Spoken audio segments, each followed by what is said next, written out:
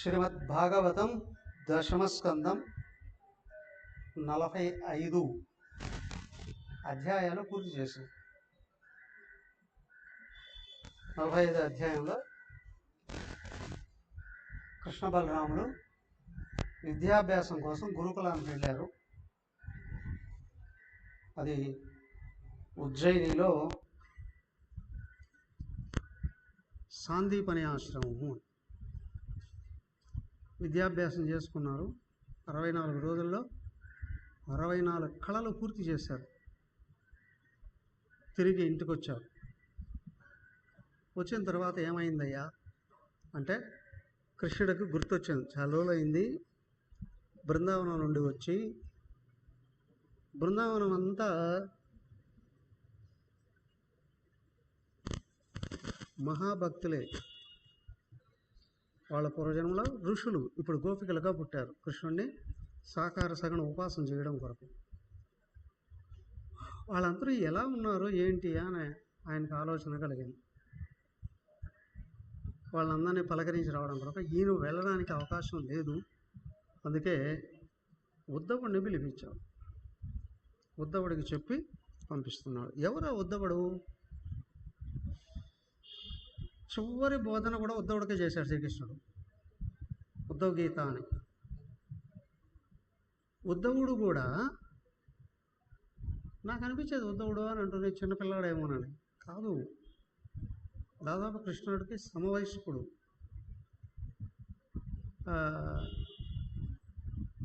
విచిత్రం ఏంటంటే కృష్ణుడు వంశంలో వాడే, పురుషుని వంశంలో వాడే. రెండోది ముఖ్యమైనది మూడవది, కృష్ణుడు లాగానే ఉంటాడట ఆకారం కూడా. ఆకారం కూడా కృష్ణుడు లాగా ఉంటాడట. ఇంకా ముఖ్యమైన విషయం విన్నది ఏంటి అని అంటే ఇక్కడ ఉద్ధవుడు, అక్కడ ప్రహ్లాదుడు, మధ్యలో విభీషణుడు, వీళ్ళు ముగ్గురు కూడా సనస్సు జాతుల వారు ఉన్నారే, ఆయనే జన్మించాడు అని విన్నాం. అక్కడ జయ విజయులు ఎవరి వలన అయితే శాపానికి గురయ్యారో, ఎవరు శపించి పంపించేసేసారో, అక్కడ మళ్ళీ నారాయణుడు అనుగ్రహించాడు కదా వీళ్ళని మళ్ళీ అక్కడికి రావడం కొరకు. ఆయన అనుగ్రహించి 7 జన్మల నుంచి 3 జన్మలకు తగ్గిస్తారు కదా. మళ్ళీ వీళ్ళు ఎక్కడ సంసారంలో చిక్కుకుపోయి ఇక్కడే ఏమైనా పతనం అయిపోతారేమో అనేటువంటి ముందు జాగ్రత్తతో నారాయణ భగవానుడే ఆయన సంకల్పంతో సమస్యాదుల వారు వీళ్ళకి వస్తారు. భగవంతుడి ప్రేమ వర్ణనాతీతం. ఇప్పుడు తల్లిదండ్రులు వాళ్ళ పిల్లల్ని దూరంగా చదివిస్తున్నారు అని అనుకోండి. ఒక్కోసారి అబ్బాయిని పంపించేసేసి వదిలేస్తారు అక్కడ. కానీ అమ్మాయిని పంపించేటప్పుడు తల్లి వెళ్ళి ఆ బిడ్డ దగ్గర ఉండి చదువు అయిపోయిన తర్వాత మళ్ళీ రిటర్న్ వచ్చేటువంటి పరిస్థితులు కొన్ని చోట్ల గమనిస్తాం. ఎందుకంటే జాగ్రత్త, రక్షణ కొరకు. ఇక్కడ భగవంతుడు తన భక్తులైనటువంటి వాళ్ళు జన్మ తీసుకున్నారు అని అంటే వాళ్ళు దెబ్బతినకుండా ఉండడానికి, పతనం కాకుండా ఉండడానికి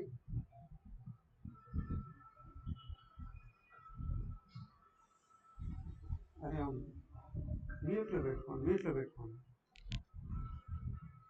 సుధా గారు మీ ఫోన్ మ్యూట్లో పెట్టుకోండి. డిస్టర్బెన్స్ వస్తుంది.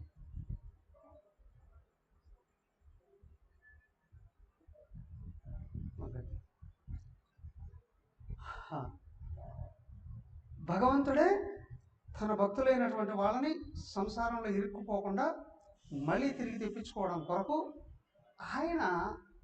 ఆయన సచివులైనటువంటి వాళ్ళని, జీవన్ముక్తులైనటువంటి వాళ్ళని వెంట పంపించడం అనేటువంటిదే ఇది అత్యంత ప్రధానంగా కనిపిస్తుంది. అదే ఇది సనస్సు జాతుల వారిని అక్కడ మొదటి జన్మలో జయ విజయులు హిరణ్యకశిప హిరణ్యాక్షలుగా పుట్టినప్పుడు ఆయనే సనోజాతులు అని ప్రహ్లాదుడిగా పంపించాడండి అని అంటారు.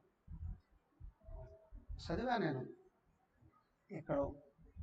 రెండోది, వాడు రావణ కుంభకర్ణులుగా పుట్టినప్పుడు ఆయన విభీషణుడుగా పంపించాడండి. తమ్ముడు అయ్యాడు అక్కడ. అక్కడేమో కొడుకు అయ్యాడు, ఇక్కడేమో తమ్ముడు అయ్యాడు. తర్వాత మూడవ జన్మలో శిశుపాల దంతోక్తులుగా పుట్టినప్పుడు ఈయన ఉద్ధవుడిని పంపించాడండి. ఉద్ధవుడు పంపించాడు. ఈ శిశుపాల దంతోక్తులకి ఉద్ధవుడు ఏ విధంగా ఉపయోగపడ్డాడో ఏమో తెలియదు, కానీ ఆ తర్వాత కృష్ణుడి యొక్క కార్యాన్ని చాలా వరకు నెరవేర్చాడు ఆయన. ప్రహ్లాదుడు చిరంజీవి, విభీషణుడు చిరంజీవి. విభీషణుడు కూడా ద్వారక అదే మూడో యుగం ద్వాపరయుగం అంతం వరకు ఉన్నాడు. త్రేతాయుగం దగ్గర నుంచి ద్వాపరయుగం అంతం వరకు కూడా ఉన్నాడు చిరంజీవి. ఆయన కూడా మూడో ఆయన ఈయన ఉద్ధవుడు కూడా ఉండడం లేదు.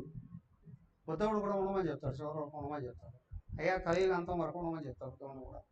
ఈయన ఎక్కడున్నాడో ఏం చేస్తున్నాడో ఏమో కానీ జ్ఞానబోధ చేస్తూ నువ్వు ఉండకు అని చెప్పి ఆయన చెప్పి పంపించడం అనేటువంటి జరుగుతుంది. అలాగే ఉద్ధవుడు వచ్చాడండి. ఈ ఉద్ధవుడు కృష్ణుడి రూపంలోనే కనిపిస్తాడండి. ఉద్ధవుడిని పిలిపించి ఆయన చెప్తాడు విషయాలు కొన్ని. చదవండి ఫస్ట్ 46వ అధ్యాయం ఫస్ట్ చదవండి. శ్రీ శుక ఉవాచ వృష్ణీనాం ప్రవరో మంత్రి కృష్ణస్య దయిత సఖ శిష్యో బృహస్పతే సాక్షాత్ ఉద్ధవో బుద్ధిసత్తమః తమాహ భగవన్ ప్రేష్టం భక్తమేకాంతినం గృహీత్వా పాణినాం పాణిం ప్రసన్నార్తే హరో హరిః గచ్చోద్ధవవ్రజం సౌమ్యా.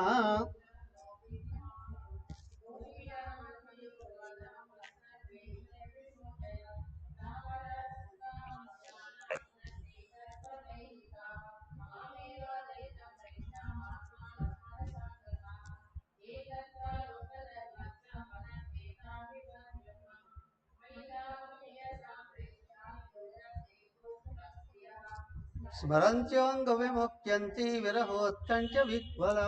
ఓకే, అయితే ఏంటంటే వృష్ణీనాం ప్రవరో మంత్రి కృష్ణస్య మంత్రి, కృష్ణుడికి మంత్రి, దయిత ఆయనకు ఒక విధంగా ప్రాణ మిత్రుడు కూడా, అంతరంగికుడు కూడా, శిష్యుడు బృహస్పతి శిష్య. ఈయన ఏమిటయ్యా అంటే డైరెక్ట్ బృహస్పతిగా శిష్యుడు. ఉద్ధవుడు బృహస్పతికే శిష్యుడు. కృష్ణుడి కంటే కూడా చాలా పెద్దవాడు అయ్యి ఉండాలి ఇక్కడ, కానీ ప్రాణమిత్రుడు అని అంటున్నాడు.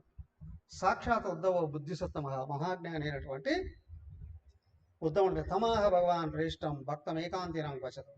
ఆయన్ని ఒంటరిగా పిలిపించుకుని ఆయనతో మాట్లాడుతూ ఉన్నాడు. గృహీత్వ పాణినాం పాణిం ప్రపన్నార్తి హరో హరి. ఆయన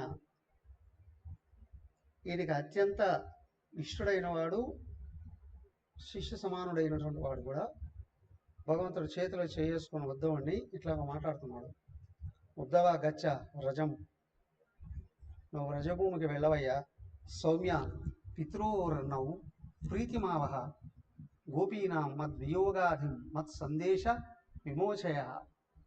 అయ్యా, వాళ్ళు చాలా రోజుల నుంచి నాకు దూరంగా ఉన్నారు, వాళ్ళు నన్నే తలుసుకుంటూ ఉంటారు, నా విషయం తెలుసుకుంటూ ఇది బాధకు లోనే ఉంటారు, నేను దూరం అయ్యిన్నానని చెప్పి ఇదిగో నువ్వు నా సందేశాన్ని తీసుకెళ్ళి వాళ్ళకి అందించుకో. గోపీన్ తాం మన్ మనసా మత్ ప్రాణ మదర్తే త్యక్తదైహికా. వాళ్ళ మనసులు నాలైందే ఉంటాయి, వాళ్ళ ప్రాణాలు నా కోసమే ఉన్నాయి అయ్యా, వాళ్ళ శరీరాలు కూడా నా కొరకే బతికున్నాయి. మదర్తే త్యక్తదైహికాక, నా కోసమే వాళ్ళు ప్రాపంచిక జీవితాన్ని అంతటి చేసేసారు, నా ఏందే మనసు పెట్టి బతుకుతున్నారు. మామేవ దయితం ప్రేష్టం ఆత్మానం మనసాగత.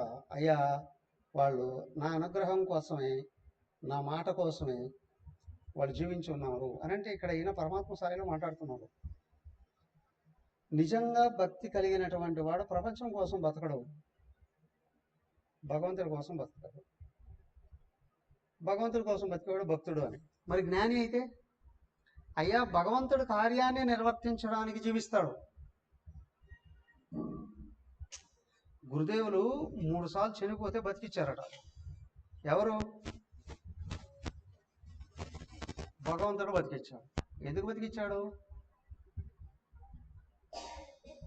తన భక్తులైనటువంటి వారు ఆ ఉపాధి ద్వారాగా సందేశాన్ని కోరుతున్నారు, ఇంకా శిక్షణ కోరుతున్నారు. ఎవరిని బతికిచ్చారు? గురుదేవులు దేహాన్ని. అవునా? ఎవరు లోపల ఉన్నారు? దేహాత్మ భావం లేదు, ఇంకా జీవుడు లేడు. జీవుడు ఎప్పుడో దైవాన్ని అందుకున్నాడు కదా. అయితే ఈ శరీరం పనికి రాకపోయినప్పటికీ కూడా ఈ శరీరం ద్వారాగా సందేశాన్ని మరి ఆయన అనుసరించే వాళ్ళందరూ కోరుకుంటున్నారు. కాబట్టి దేహానికి టైం అయిపోయినా, పనికి రాకపోయినా, అది చనిపోయినా మళ్ళీ బతికించుకుంటూ భగవంతుడే నడిపిస్తూ ఉన్నాడు. అయితే ఇక్కడ గోపికల పరిస్థితి ఏంటంటే ఎవరి కోసం జీవిస్తున్నారు? ఆ విధంగా కూడా అనుకోవచ్చు. ఇంకొకటి లేకపోతే దేహాలుగా ప్రారంధాలు ఉన్నాయి, కానీ దేహాలు వాళ్ళకి అవసరం లేదు. ఆయన ఇంకా ఏమైనా మాతో చెప్తాడేమో, వినాల్సింది వస్తుందేమో అంటే దేహ ప్రారంధం వదిలిపోవడం కొరకు వాళ్ళు లోపల నుండి భగవంతుడిని చూస్తూ ఉన్నారు. ఎవరంటున్నారు ఈ మాట? సాక్షాత్ భగవంతుడు అంటున్నాడు. వాళ్ళు నా కోసం ఎదురు చూస్తున్నారయ్యా. కాబట్టి మయితాహ ప్రేయసాం ప్రేష్టే దూరస్తే గోకుల స్త్రీహ స్మరంత్యో అంగం విముఖ్యంతి విరహాత్కంఠ విక్వలాహ. వాళ్ళ అత్యంత లోపల వేదన అంటే పరిపూర్ణమైనటువంటి భక్తితో కృష్ణుడు ఇంకా వస్తాడు, చూస్తాము, మాట్లాడతాము, ఆ సందేశాన్ని వింటామనేటువంటి భావంతో చూస్తున్నారు. కాబట్టి నువ్వు వెళ్ళి నేను చెప్పినటువంటి విషయం వాళ్ళకు చెప్పుకోవయ్యా, వాళ్ళ సాధన ఇంకొంచెం ముందుకు వెళ్ళడానికి అవకాశం ఉంటుంది కదా అంటున్నాడు. అంటే ఇప్పుడు 27 చూడండి. ఇత్యుక్త వద్దవో రాజన్ సందేశం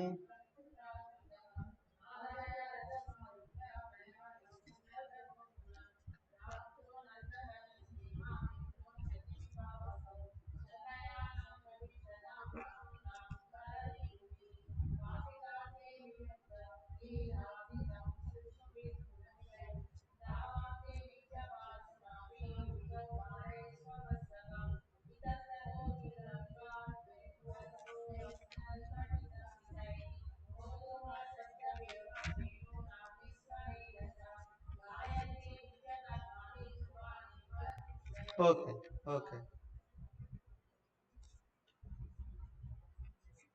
ఓకే అయితే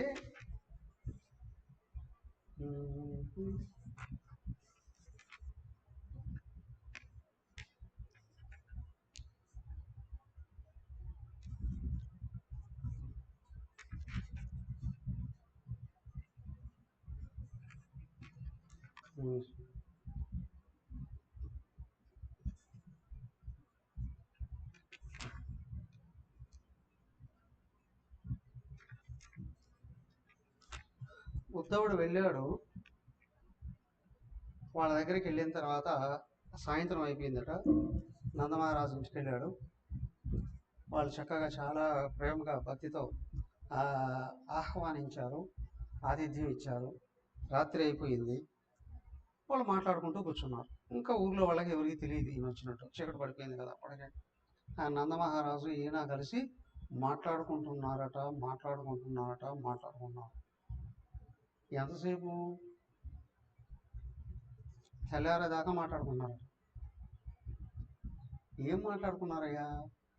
మొదట క్షేమ సమాచారాలు అడిగినా కృష్ణుడు పుట్టక ముందు నుండి ఏమేం జరిగింది అనేటువంటి విషయం దగ్గర నుండి, కృష్ణుడు పుట్టిన తర్వాత ఎన్ని రకాల విపత్తులు ఎదురయ్యాయి, ఆయన ఏ విధంగా సహకరించాడు, ఆ తర్వాత ఇప్పటివరకు కృష్ణుడు మధురా నగరానికి వెళ్ళేంత వరకు జరిగిన విషయాలన్నీ ఈయన నందబాబా ఉద్ధవుడికి చెప్తూ ఉన్నాడు. చిన్నపిల్లప్పటి నుంచి పూతన రావడం, తర్వాత షగడాసుడు రావడం, తృణావర్తుడు, తర్వాత రాక్షసులందరూ ఎవరెవరు వచ్చారు, ఏమేం జరిగింది, ఆ తర్వాత అదేది కాళీయమర్దనము, భయంకరమైన విషయాలు, అఘాసుర వధ, ఆ తర్వాత గోవర్ధన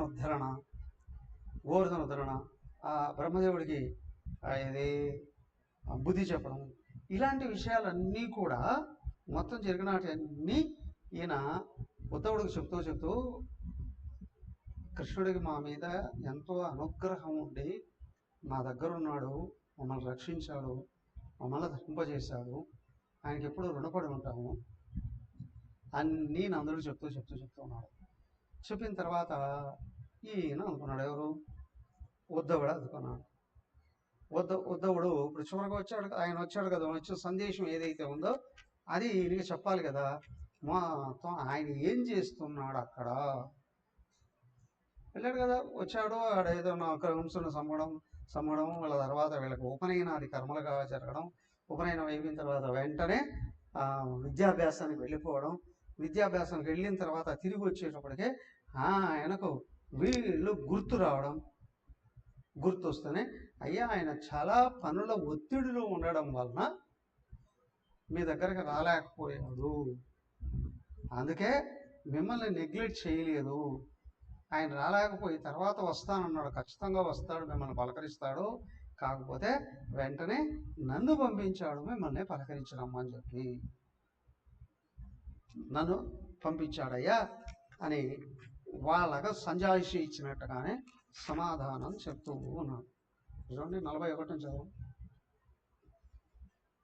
యథా భ్రమరికా దృష్ట్యా భ్రామ్యతీవ మహీయతే చిత్తే కర్తరే సత్రాత్మా కర్తే వాహంధియా స్మృతః.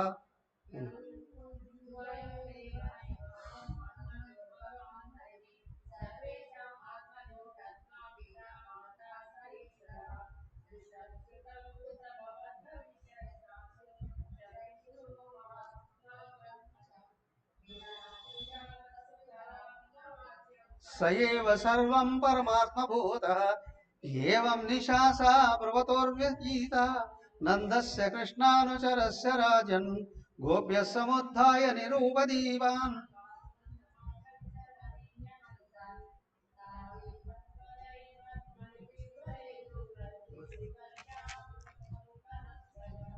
చలన్నితంబస్తనహార కుండల ఉద్గాయతీనామరవిందలోచనం ప్రజాంగనానాం దివమస్పృశుద్ధై దద్రస్య నిర్మందన శబ్దమిశ్రితో భగవత్యుది సూర్యే నందద్వారి వ్రజౌకసః దృష్ట్వా రథాం అక్రూర ఆగత కిం వా యః ఏన నీతో మధుపురీం కృష్ణం కమలలోచన కిం సాధయిష్యత్యస్ ప్రేతస్.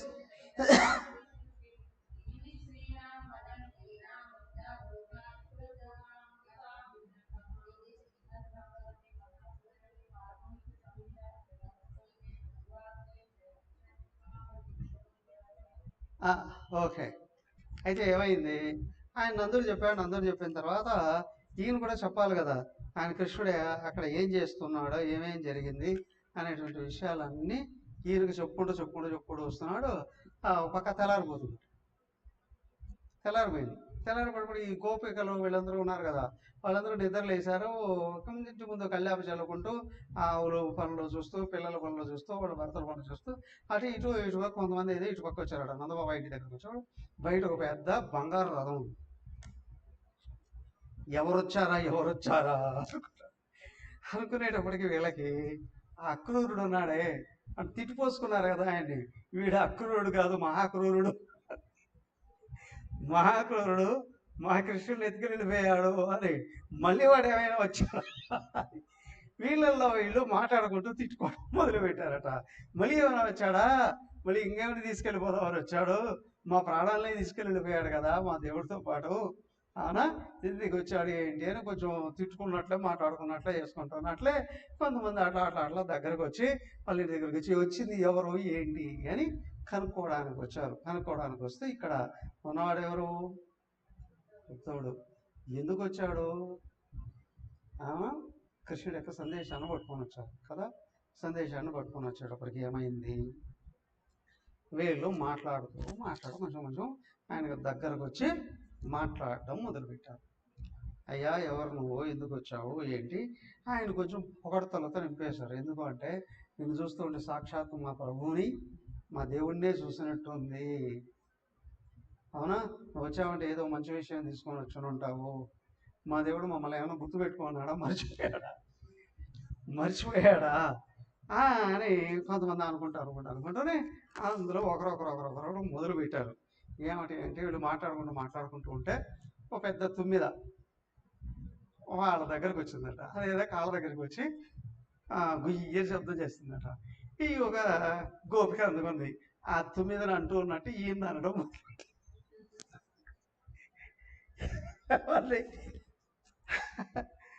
అక్కడ ప్రేమపూర్వకమైనటువంటి భక్తిలో భక్తిపూర్వక నిందలు కూడా ఉంటాయండి. ఒక విధంగా ఈయన నిందిస్తూ, ఉద్ధవుని నిందిస్తూ, ఇంకొక విధంగా కృష్ణుని నిందిస్తూ. నింద అంటే ప్రేమ. మమ్మల్ని ఇస్తే ఇన్ని రోజులు వదిలేశాడే అని ఎక్కడికో దూరంగా వెళ్ళిపోయినటువంటి భర్త చాలా రోజులకి ఇంటికి వచ్చేటప్పటికి భార్య ఎదురు చూసి అవన్నీ తిరిగి, అది తిట్టడం అంటే తిట్టడం కాదండి, ప్రేమతో నిందించడం అండి. ఇక్కడ వీళ్ళు కూడా భక్తితో చాలా రోజుల నుంచి ఎదురు చూస్తూ ఉన్నారు కదా. వీళ్ళందరూ అందుకున్నారా ఆయన్ని. ఒకరొకరు ఈ ఉద్ధవుడిని అందుకున్నారు. కానీ ఉద్ధవుడు ఎంతతో చెప్పడానికి ప్రయత్నం చేస్తున్నాడు. వాళ్ళు వినట్లేదు. పక్క ఈయన ఒకరు మాట్లాడితే వాళ్ళు 4 మాట్లాడేస్తున్నారు. ఏమిటి అంటే, కృష్ణుడు మమ్మల్ని వదిలేశాడు, కృష్ణుడు మమ్మల్ని మర్చిపోయాడు, కృష్ణుడు మమ్మల్ని నెగ్లెక్ట్ చేశాడు. అదంతా ఏంటి అంటే, కృష్ణుడికి ఎప్పుడు దగ్గరగా ఉండాలి అనేటువంటి భావమేనండి. సో ఈ అధ్యాయం అంతా 47 అధ్యాయం అంతా చదవండి. దీంట్లో బోధన కంటే ఒక భక్తుడు భగవంతుడి కోసం ఆరాటపడేటప్పుడు ఏమేమి ఉంటుంది, ఏం జరుగుతుంది అనేటువంటి విషయం దీంట్లో చాలా చక్కగా చెప్పడం జరిగింది. చివరికి వచ్చేటప్పటికి ఏమవుతుందయ్యా, ఈయన దానికి దీన్ని ఏమన్నారంటే భ్రమర గీతలు అన్నారు.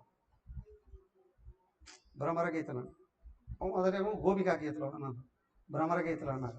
అంటే ఆ భ్రమరముతో వీళ్ళు మాట్లాడుతూ ఉన్నట్లే గోపికలు ప్రేమపూర్వకంగా భక్తుడు భగవంతుడిని నిందిస్తే ఎలా ఉంటుంది అనేటువంటి భ్రమర గీతలు అని అన్నారు.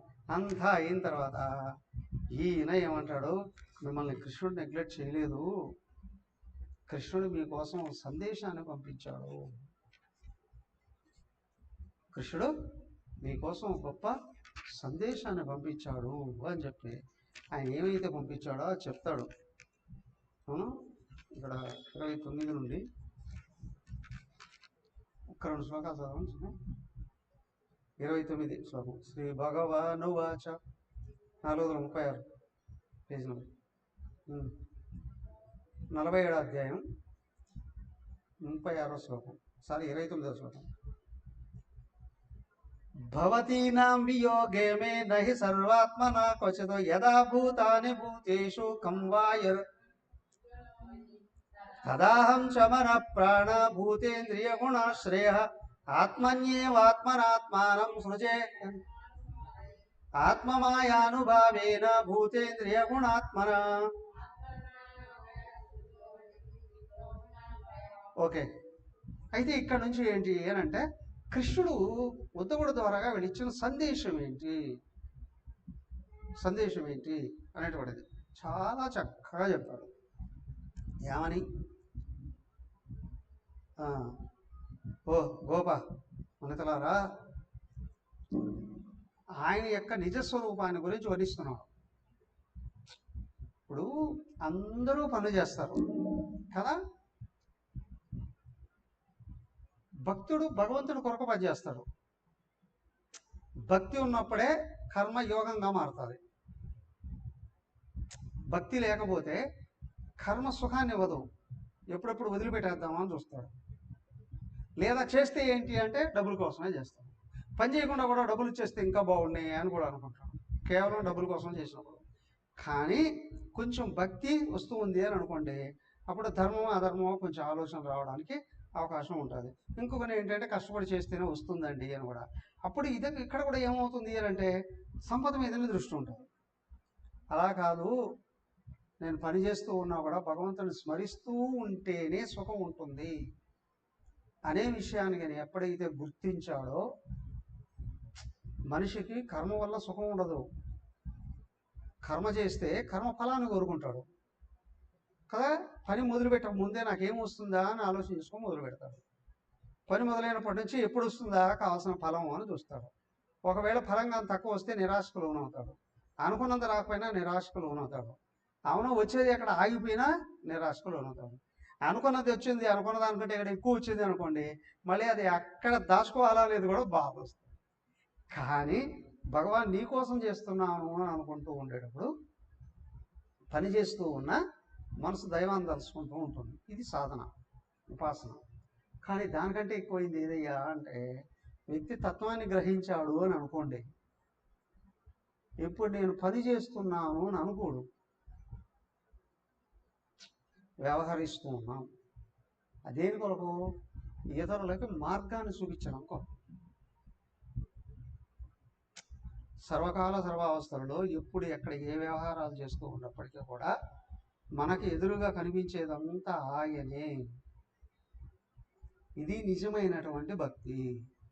భగవద్గీతలో భక్తి షట్కం 7వ అధ్యాయంతో మొదలవుతుంది కదా. 7వ అధ్యాయంతో జ్ఞాన విజ్ఞాన యోగం అని ఉన్నారు. దాన్ని ఏమయ్యా అని అంటే జ్ఞానం ఒక పక్క దేవుడి గురించి చెప్తూనే అయ్యా ఈ కనిపించేదంతా దేవుడే, ఇదే విజ్ఞానం. కనిపించే ప్రతి జీవి ఆయనే. గడ్డిపోచ మొదలుకొని క్రిమికీటకాల దగ్గర నుండి మనుషులు, దేవతలు, చెట్లు మొత్తం అన్నీ కూడా ఆయన ఉంటేనే ఉంటున్నాయి. ఆయన కానీ వదిలేస్తే చచ్చిపోతున్నాయి. ఒక ఆకును వదిలేసాడు అనుకోండి, ఆకు రాలిపోతుంది.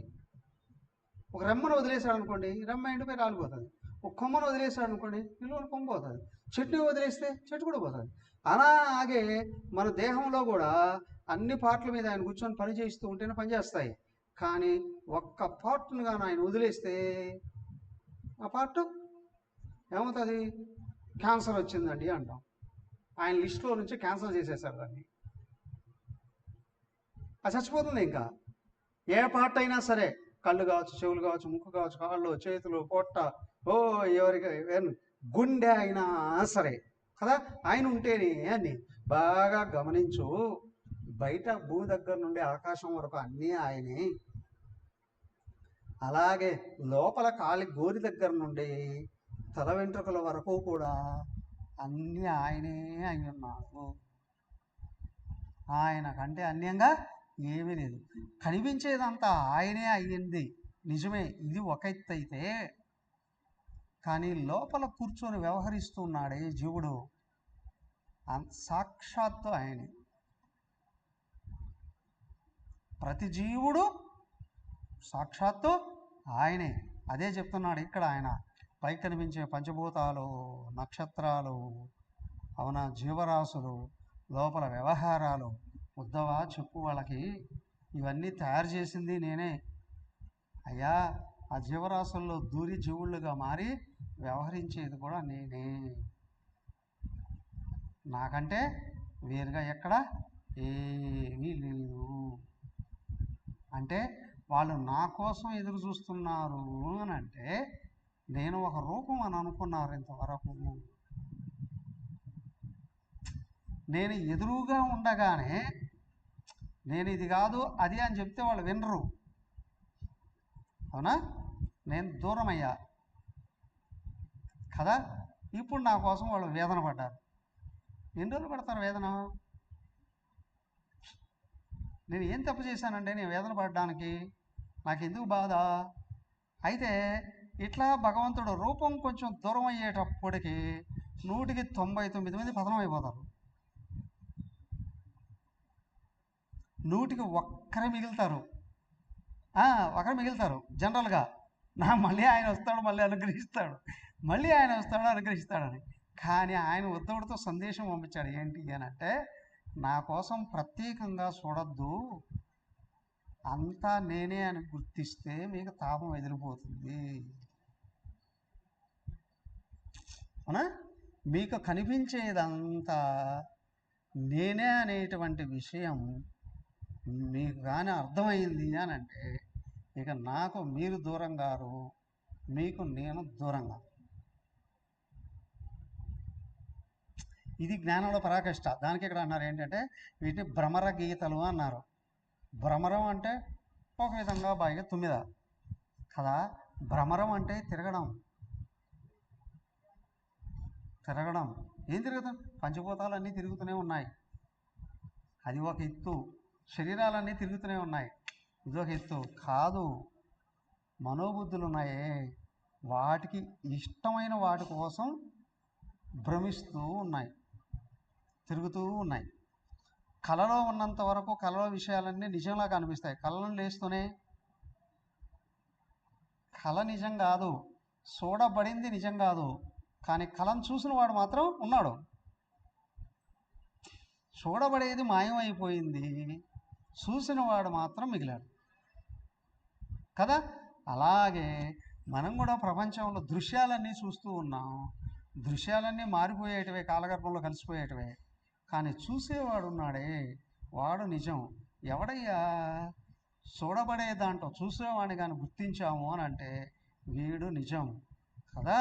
మిమ్మల్ని నేను చూస్తున్నానండి, మీరు నన్ను చూస్తున్నారండి, ఈ రెండు కూడా దృశ్యాలే. కానీ మీలో నుండైనా నాలో నుండైనా చూసేవాడు ఒకడు. వాడు ఎదుటి విషయాలనే కాదు, ఇక్కడ ఉన్న శరీర మనోబుద్ధులను కూడా గుర్తిస్తున్నాడు తనలో. అవునా?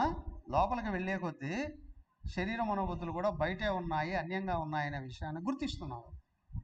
ఎవరయ్యా గుర్తించేవాడు? కళ్ళుండే మేలుకుంటే చూసినవాడు ఒక్కడే మిగిలాడు. ఎక్కడొక్కడ నువ్వు ఆలోచన ఆపితే చూసినవాడు ఒక్కడే మిగులుతాడు, వాడే పరమాత్మ. అక్కడ కళ కన్నవాడు అని. అవునా? కళ కన్నవాడు నిజం. ఎవరు కన్నవాడు? కన్నడం అంటే రెండు. కళను తయారు చేసినవాడు కన్నడం, క్రియేషన్ కదా. కళను తయారు చేశాడు, పైగా మళ్ళీ కళను చూస్తున్నాడు. కనుట అంటే రెండు ఉన్నాయిగా, పుట్టించడం, చూడడం అనేటువంటిది కదా. కళను పుట్టించిన వాడే కళను చూస్తున్నాడు. అలాగే ఇక్కడ కూడా ఏంటి అంటే నువ్వెవరో కానీ గుర్తించగలిగేటట్లయితే ఆ నిజమైన నువ్వు ఉన్నావే, ఆ నువ్వు ఆయనే ఈ బ్రహ్మాండాన్ని అంతటిని కూడా తయారు చేయించిన వాడు. నీకు బహిర్ముఖంగా కనిపించేవి ఎప్పటికీ శాశ్వతంగా ఉండవు, కానీ అంతర్ముఖంగా చూసేవాడు ఎప్పటికీ శాశ్వతుడే. చూసేవాడు ఎప్పుడు శాశ్వతుడే. చూసేవాడినిగా నువ్వు చూడగలిగేటట్లయితే అయ్యా నువ్వు భగవంతుడివే. భ్రమర గీత, భ్రమరం తిరగడం, గీత జ్ఞానం. గీత జ్ఞానం, కదిలే వాటిని, తిరిగే వాటిని, మారే వాటిని చూస్తున్నవాడు ఎవడోగా నువ్వు చూడగలిగితే అయ్యా ఆ చూసినవాడు సాక్షాత్తు భగవంతుడే. దానికి కృష్ణుడు ఏం చెప్పాడు అంటే ఇక్కడ, ఓ గోపికలారా, ఇంకా నా కోసం బయట వెతకడం మానండి. అవునా? లోపల వెతకండి, మీరు నాకు అన్యంగా లేరు. ఆ విషయం కూడా చెప్తున్నాడు. అక్కడ రాసలీలలు ఆడినప్పుడు గోపిక లీలలో ఉన్నారు కదా, రాత్రిపూట కొంతమంది వచ్చారు, కొంతమంది రాలేకపోయారు, కానీ వాళ్ళ దృష్టి కూడా నా మీదే ఉండింది. వాళ్ళు కూడా నాలో కలిసిపోయారు అంతర్గతంగా. ఇదిగో గుర్తించండి మీ అందరూ కూడా, మీకు నేను అన్యంగా లేను. మీరు దృష్టి లోపలికి మళ్ళించి చూస్తే మీరు నేనే అయ్యున్నాను,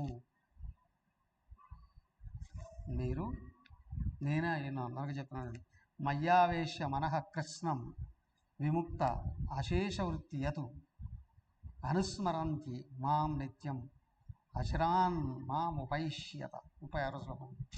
రేపు చెప్పుకుందాం ఇది ఒకసారి మళ్ళీ. ఇక్కడ చాలా ముఖ్యమైనటువంటి బోధన అనేది ఉంది.